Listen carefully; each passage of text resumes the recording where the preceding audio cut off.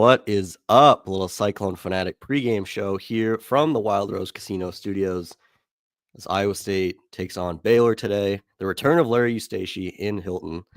Going to send it to my guys Rob and Connor here in a sec, but want to take time to thank our friends at Keen Project Solutions.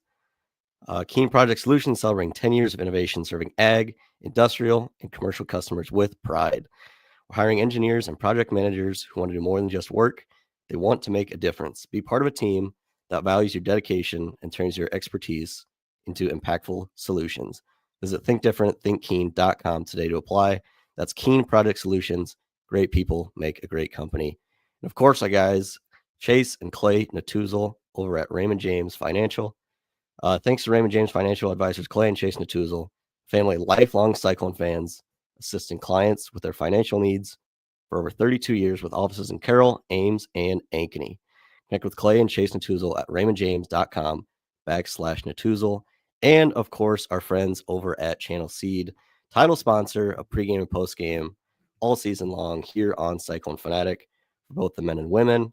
We love our friends over at Channel Seed. Rob and Connor, take it away, my friends. What's up, guys? Welcome to the Cyclone Fanatic pregame show. I'm Connor Ferguson here with Rob Gray. I changed my name, but we can't see it on the bottom left. That's okay. How are you doing? I'm doing okay. How about you? Fantastic. It's a Big 12 basketball game at Hilton Coliseum. Nothing like it. Always a good time, and I can't wait to see the crowd out there and the atmosphere we got today. Elite Eight team being honored, a team that was the first 2 seed to lose to a 15 seed being honored, but both regular season champions in the Big 12. Larry Eustace coached 1999, 2000, 2001 teams. So a little bit of pageantry to go with, a top 25 matchup with the Baylor Bears.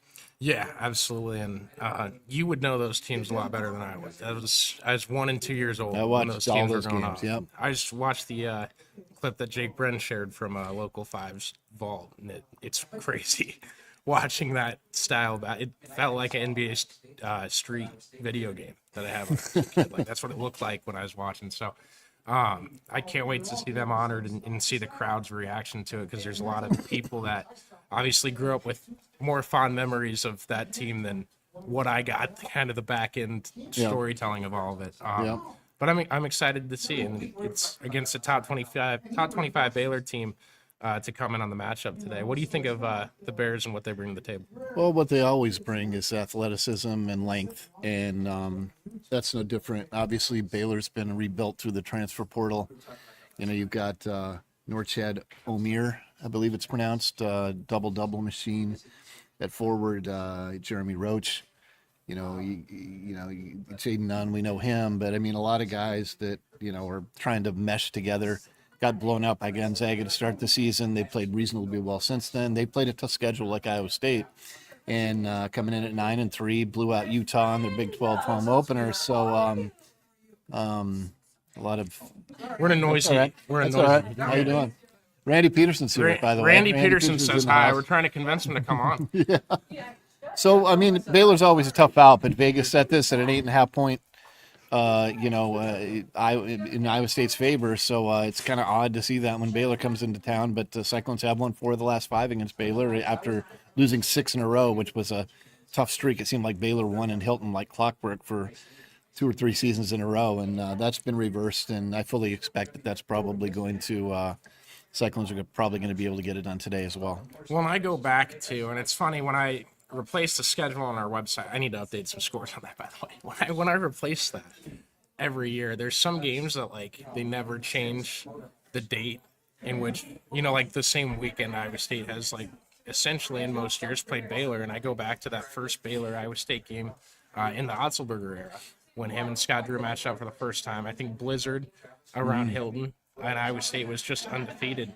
And the atmosphere that game had. Yeah. And you're just like, this Otzelberger guy is just never going to lose, ever. Yep. Right? And that was one of the best basketball games I've ever watched in terms of the coaching styles going at each other. Yep. And I can't wait to see that again. The series has been game after game after game of entertaining. And it feels to me just to someone out there is going to hate this comparison, but I'll make it anyway. I'll probably hate it. The Iowa State Oklahoma State football series feels a lot like this.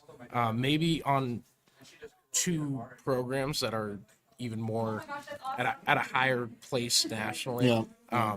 But going back in the football series, it's like it's Iowa State Oklahoma State. Something entertaining is going to happen, and that feels like every Baylor game I've watched since I was a little kid. It's in basketball has been something entertaining is going to happen today. Yeah, and I mean this one. I mean, Iowa State. I wrote about it with a bit of a focus on Curtis Jones, but every Iowa State player is a role player. Usually that's kind of a derisive term. It's like, oh, they're not a star, but they're all role players in the sense, and they're playing their roles as stars.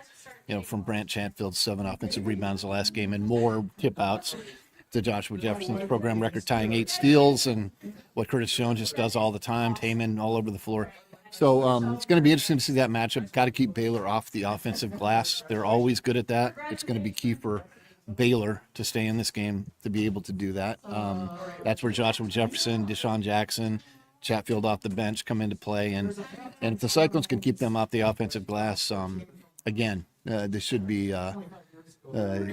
should ultimately end up being a 2-0 start to Big 12 play. Well, that goes back to the was it Torian Prince? Is that who did the how do you rebound out there? And he's like, well, you go up both hands and you secure the basketball. Yep. So Baylor's always been a great rebounding team in that essence. No, what you mentioned was what Curtis Jones does, and I think he gets overshadowed a little bit, not in the national spotlight, but just overall. We talk about this guy, 6th man off the bench, and all that. When we describe Curtis Jones, he's second on the team in average minutes played per game with 28. Just very much out there as a key contributor. And I don't know. I've never liked the 6th man off the bench. I've never liked the 6th man of the year award. I've never.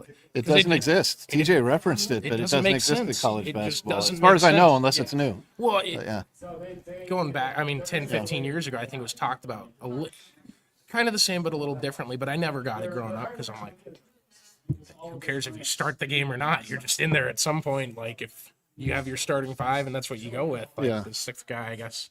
Sure, but no one's recruiting a guy to play the 6th man at any program. It just so happens that Curtis Jones is really, really good at it.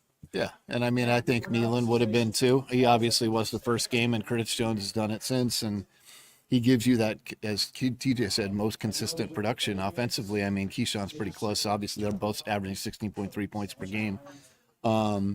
But Curtis, man, when you need a big 3, whether it's that Chatfield tip out at Colorado that got him a deep 3 in a key moment late in the first half. He's fearless, and he comes out the bench. It's not as if he's cold, so he has to work himself into it. He's accurate right away if he's going to have a good game. So he's been really good. And again, Taman doing what he always does. This is going to be a bit of a toughness game, I think, as it always is against Baylor. And if Taman brings it, Curtis Jones brings it, Keyshawn Gilbert brings it, and the bigs do what they're supposed to, I think Vegas is probably right. And you talk about rebounding and how good Joshua Jefferson has been this season in that stat, averaging 8.3 a game. That's going to be huge in this game, especially if he can do that.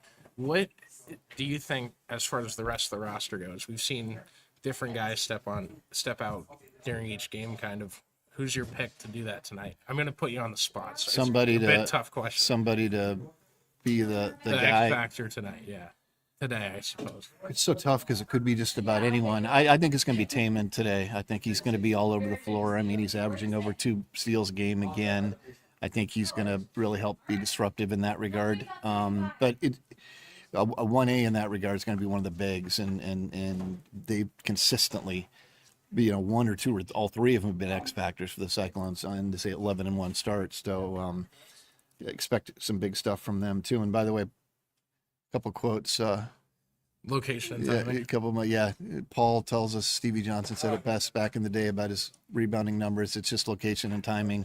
LOL, he says, but it's a good point. But you got to be in the right location. Bill Russell, great Celtics, great NBA, all-timer back in the day, before my day, was talking about how he would study. How do my teammates' shots come off the rim when they put them up from various spots? And I think there's a bit of a study to it in addition to instinct. And you know, obviously, class is always big, and even bigger against Baylor. The Stevie Johnson guy was on the basketball team Football and a and football football. team. Yep. I did a Where Are They Now on him that was fairly popular. It was a great guy to talk to. I got to read up on this guy. Yep, All right. yep. I missed some of your Where Are They Nows, but It's been a while, but we've got a lot of other stuff to do too. Yeah, absolutely. Well, we're going to get going, get ready for this game. Thank you guys for tuning in to the Cyclone Fanatic pregame show. I'm Connor Ferguson for Rob Gray. Enjoy the game.